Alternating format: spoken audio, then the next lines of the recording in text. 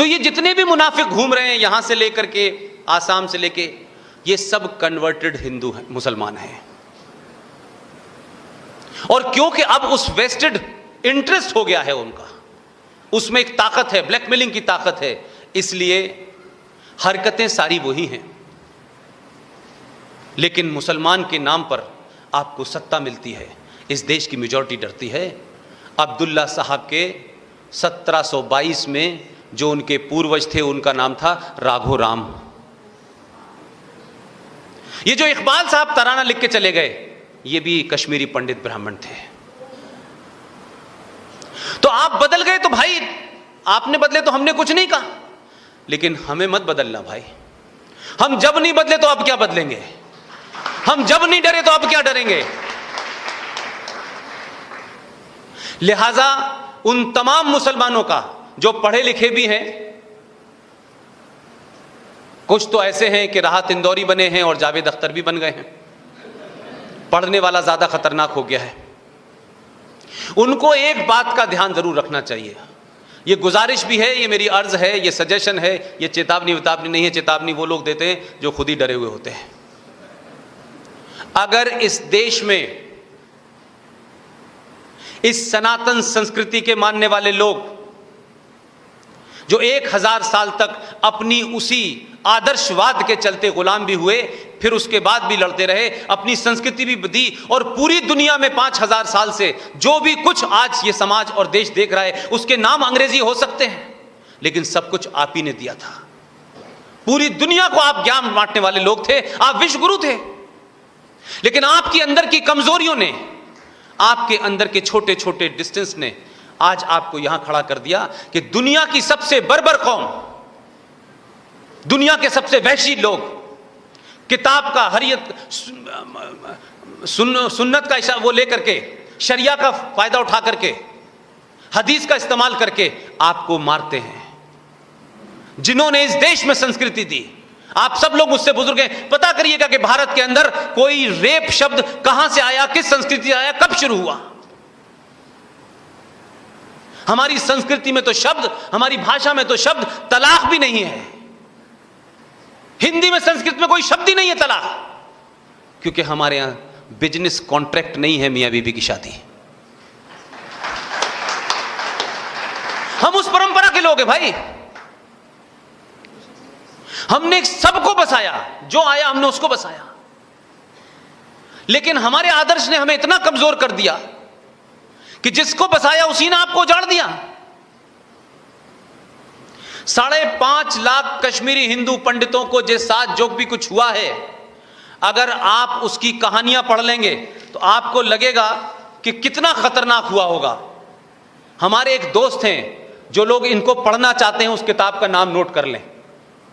एक किताब लिखी है हमारे दोस्त ने, जिसके बड़े भाई का मर्डर हुआ, जो रातों रात घर छोड़ के भागा वहां से, जर्नलिस्ट है, इज ए ब्रिलियंट जर्नलिस्ट। उसकी किताब का नाम है our moon has blood clots, a memory of lost home. Rahul Pandita की किताब है। ये वो लोग हैं जिनके घर वालों को मारा गया है, बलात्कार किया है, और पड़ोसियों ने किया है। उस वक्त की मैं स्थिति आपको इसलिए बताना चाहता हूं कि जरा याद करें कि 2 दिसंबर 1989 को भारत में किसकी सरकार थी? महामहिम वीपी सिंह प्रधानमंत्री थे। भारत का पहला गृह मंत्री मुसलमान बना था, जिसका नाम था मुफ्ती मोहम्मद सईद। जम्मू कश्मीर का मुख्यमंत्री कौन था? यह मुनाफिक अब्दुल्ला। 2 दिसंबर को उस शख्स ने शपथ ली भारत के गृह मंत्री की, भारत का पहला मुसलमान गृह मंत्री था। लोगों को लगा कि भाई मुसलमान है, हमें यकीन करना चाहिए। बड़ा मुसलमानों को रहता था कि साहब होम मिनिस्टर नहीं बनाते हैं, हमें कॉमर्स मिनिस्टर बना देते हैं, हमें फलाना मिनिस्टर बना देते हैं। लेकिन इस देश ने भी भरोसा किया कि ठीक है, संविधान की शपथ ले ली है तो इसको कुछ भरम होगा।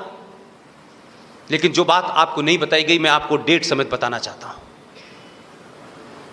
कश्मीर के इर्द गिर्द में इस बात को रखना चाहता हूं कि इन चीजों को समझेंगे तब आपको पता चलेगा कि आर्टिकल 35A और 370 हट गया। यह सिर्फ एक टेक्निकल मामला है। असली लड़ाई, असली चुनौती 7 अगस्त 2019 से शुरू हुई है। जो आप पूरी दुनिया में प्रतिक्रिया देख रहे हैं, अपने देश में प्रतिक्रिया देख रहे हैं, इससे पता चलेगा कि वो तमाम सारे लोग संवैधानिक तौर पे constitutionally MLA, MPs, professor, reader, आतंकवादी, हुर्रियत, कितने कितने गहरे उनके तार हैं कि बांग्लादेश में 2.5 लाख लोगों की रैली निकल रही है कि आर्टिकल 370 क्यों हटाया गया है, पाकिस्तान पागल हुआ जा रहा है, क्यों हटाया गया है। हमारे घर का किचन है, हम कहां पे गैस रखेंगे और कहां पे हम खाने का बर्तन रखेंगे, ये हम तय करेंगे, तुम कौन होते हो रखने वाले। लेकिन मैं ये बात का रेफरेंस इसलिए दे रहा हूं कि इन चुनौतियों को समझें कि कैसे आपका पूरी व्यवस्था बिकी हुई है, कैसे आपकी व्यवस्था में ऐसे लोग बैठे हुए हैं कि कोई किसी के पास मैग्सेसे अवार्ड है,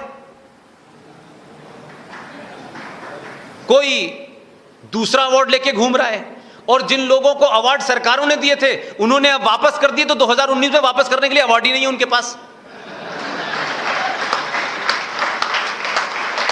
संकट उनका है बेचारों का। वो समझते थे कि हम अवार्ड वापस कर देंगे क्योंकि जिस पर्पस से मिले थे वापस करने थे उन्होंने वापस कर दिए। अब 2019 में कह रहे हैं ना तो हमें अवार्ड मिल रहे हैं, वापस क्या करें। बगैर अवार्ड के उन्हें कोई पहचानता नहीं है। तो आप सोचिए कि ये जो कुछ हो रहा है, जो पिछले कई दिनों से आप सुन रहे हैं, इस देश का एक वर्ग चिंतित है, यहां पे आसाम में, पाकिस्तान में मीडिया का एक वर्ग है, इंटेलेक्चुअल। देखिए साहब, उनके पास इंटरनेट नहीं है, ऐसे लग रहा है कि बगैर कोका कोला के पानी नहीं पीते, इतने आधुनिक हैं। और ये वो लोग कह रहे हैं जो ये कह रहे हैं कि 70 साल से भारत की केंद्र सरकारों ने हमारे साथ बड़ा सौतेला व्यवहार किया है, हम गरीब हैं, हमारे बच्चे जो हैं वो बेरोजगार हैं, हमें नौकरियां नहीं हैं, लेकिन इंटरनेट सबको चाहिए। मेरा गुस्सा इसलिए है इस समाज से, पंजाब में आतंकवाद अपने चरम पर था, केपीएस गिल ने कितने आतंकवादियों को मारा, उस मारने में बहुत सारे भोले लोग भी मारे गए। कभी पूछा आपने सुप्रीम कोर्ट ने कि इन लोगों की गोली कैसे लगी? सुप्रीम कोर्ट कोई सुओ मोटो पीआईएल लेके गया? उस वक्त के पूर्व मुख्यमंत्री और वर्तमान मुख्यमंत्रियों को 6-6 महीने तक कमरे में बंद करके रखा गया, उनसे तो लोग भी नहीं मिल सकते थे। और जो आज कश्मीर में हैं उन्हें इंटरनेट चाहिए, क्योंकि बात नहीं हो पा रही आका से, क्योंकि आका बिम इंटरनेट की भागे घूम रहे हैं आजकल, उनकी समझ नहीं आई जा कहां है। लेकिन दूसरी मक्कारी, 1990 में जो 5.5 लाख कश्मीरी हिंदू पंडितों को मार के, रेप करके, मर्डर करके भगाया गया, वो हिंदुस्तान में आपके हैदराबाद में भी हैं, मुंबई में भी हैं, देश के अलग अलग कोनों में हैं। दिल्ली के अंदर एक छोटे से कैंप में 8-8 लोग हैं, उसमें यंग लड़कियां भी हैं, बेटे भी हैं, बहू भी है। वो कब उनके घर में डेथ हो जाती है कोई रोने वाला नहीं है। इतनी बड़ी तादाद में पूरी दुनिया में एक्सोडस कभी नहीं हुआ, इतना बड़ा जिनोसाइड नहीं हुआ। मैंने किसी हिंदुस्तान के आदमी को नहीं देखा कि कभी कोई ये कहे कि उनसे मिलने जाना है, कि उनकी ईद मनी है कि नहीं मनी है, उनकी दिवाली मनी है कि नहीं मनी है, कोई नहीं गया। लेकिन इस वक्त ईद मनवाने के लिए लोग बेताब हैं। अरे उनके तो 30 साल से कोई त्योहार ही नहीं मना, हर महीने उनके घर में कोई ना कोई गम हो जाता है, मौत हो जाती है। वो तो स्यापा करते करते आज इतने पुराने हो गए कि इस देश ने कभी उनकी चिंता नहीं की, और आपने चिंता नहीं की, लिहाजा उनको भी चिंता करने की जरूरत नहीं थी। तो जम्मू कश्मीर सरकार का कैरेक्टर और 2008 में बताता हूं मैं। लोग कहते हैं कि देखिए कश्मीर के मामले को आप हिंदू मुस्लिम मत कीजिए। मैं मानता हूं कि टेलीविजन डिबेट में भी अच्छे कपड़े पहन के आना और झूठी बातें करना अच्छा लगता है, वो जरूरी है, वो मजबूरी है। जैसे ही कोई ऐसा मुझ जैसा पागल कोई नैरेटिव कहेगा, देखिए नहीं आप ये मत कहिए, ये मत कहिए। अरे यही है तो ये क्यों नहीं करे यार? डॉक्टर को बीमारी सही बताओगे तो डॉक्टर इलाज करेगा यार। ये कौन सा फैशन है, ये कौन सी आधुनिकता है, ये कौन सी हाई मॉरल ग्राउंड है कि मेरे सर में दर्द है, मैं डॉक्टर से कह रहा हूं मेरे पैर में दर्द है? क्योंकि ये कह देने से कुछ लोगों को बुरा लगेगा। भाई बुरा लग जाए, डॉक्टर को बुरा नहीं लगा इस बार।